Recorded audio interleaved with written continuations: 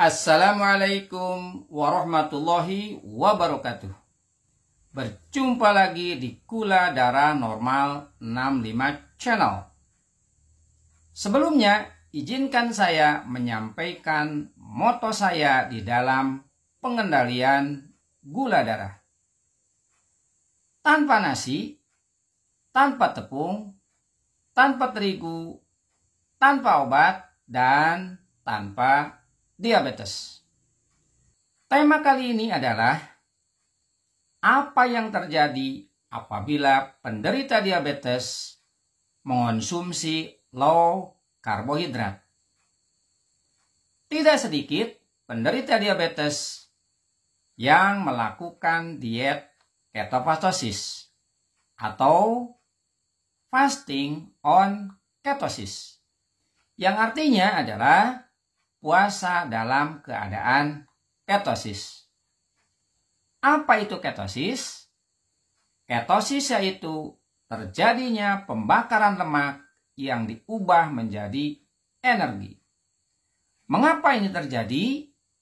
Pembakaran lemak terjadi apabila kekurangan glukosa. Mengapa kekurangan glukosa?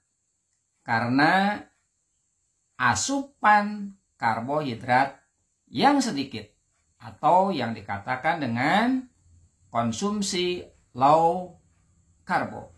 Diet ketofastosis diawali dengan fase induksi. Di fase ini, Anda hanya diperbolehkan mengonsumsi protein hewani berupa ikan, baik itu ikan tawar ataupun ikan laut, telur, daging ayam, daging sapi, atau daging hewan lainnya. Di dalam fase induksi, Anda diwajibkan berpuasa 16 sampai 18 jam per hari. Di dalam fase ini juga, gula darah diusahakan harus 90 mg per desiliter. Setelah gula darah stabil di angka 90 mg per desiliter, Anda diperbolehkan melanjutkan ke fase berikutnya, yaitu fase konsolidasi. Di fase ini, selain Anda mengonsumsi protein hewani, Anda sudah boleh mengonsumsi karbohidrat dengan catatan tidak melebihi 10 gram per hari. Di fase ini juga Anda masih melakukan puasa, yaitu ditambah 2 jam menjadi 18 jam sampai 20 jam per hari. Gula darah di fase ini sama, harus stabil di angka 90 mg per desiliter.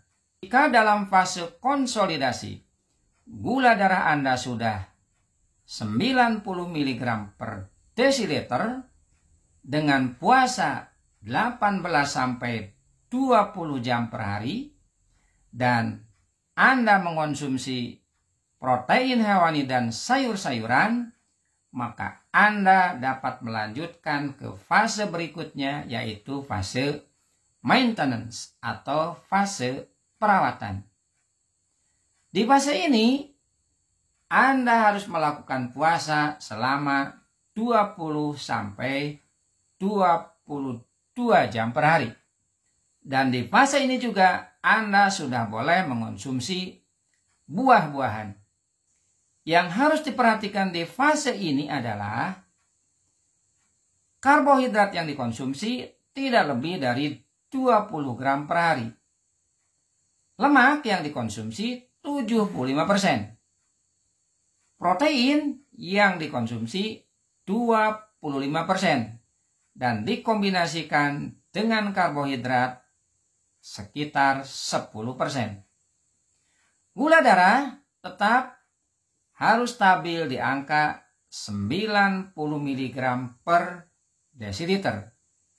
Puasa yang Anda lakukan di fase ini adalah 20 sampai 22 jam per hari.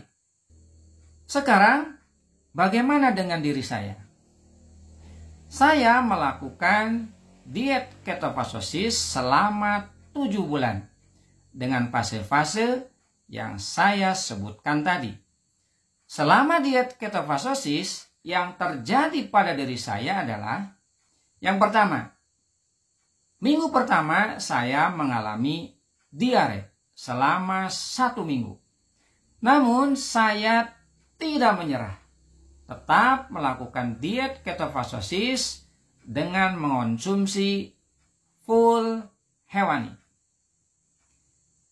Yang kedua, pada minggu kedua ketofastosis saya mengalami susah BAB.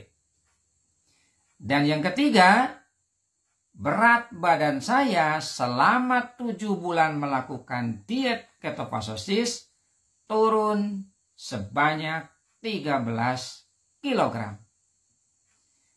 Kalau tujuannya hanya menurunkan berat badan, maka diet ketofastosis yang saya lakukan jelas sudah berhasil.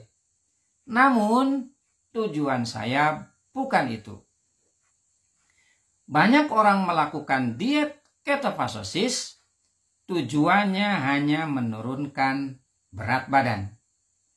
Bagi saya, karena saya tidak termasuk obesitas, tujuan diet ketofastosis adalah agar gula darah stabil.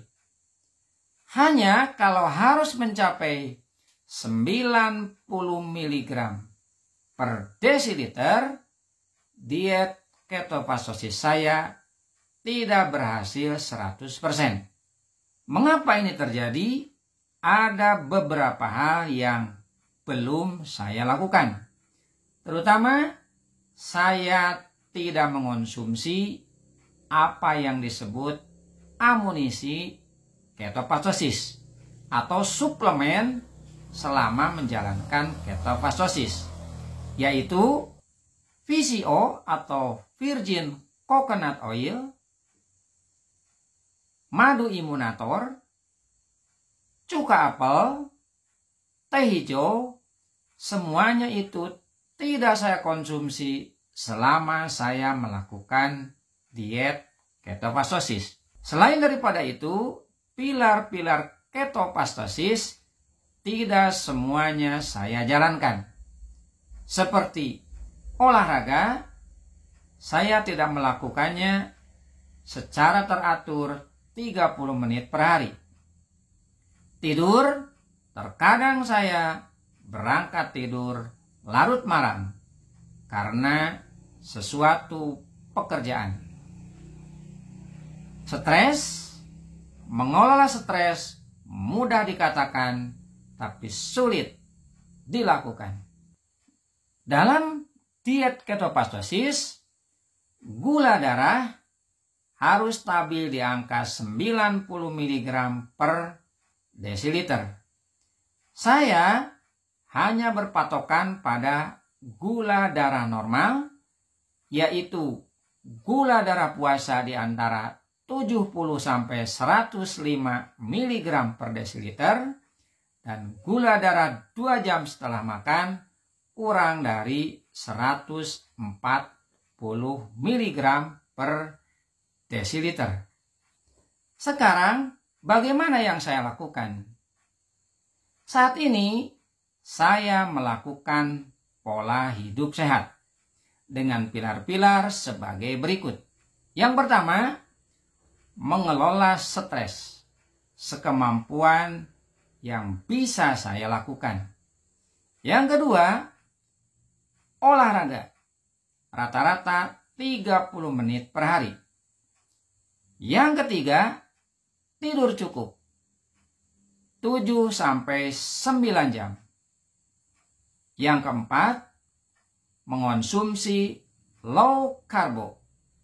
Kebetulan saya mengonsumsi low karbo berdasarkan American Diabetes Association.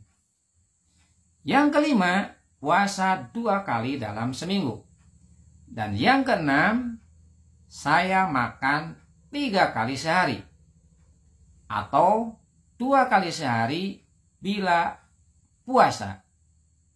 Dengan catatan, tanpa nasi, tanpa terigu, dan tanpa gula.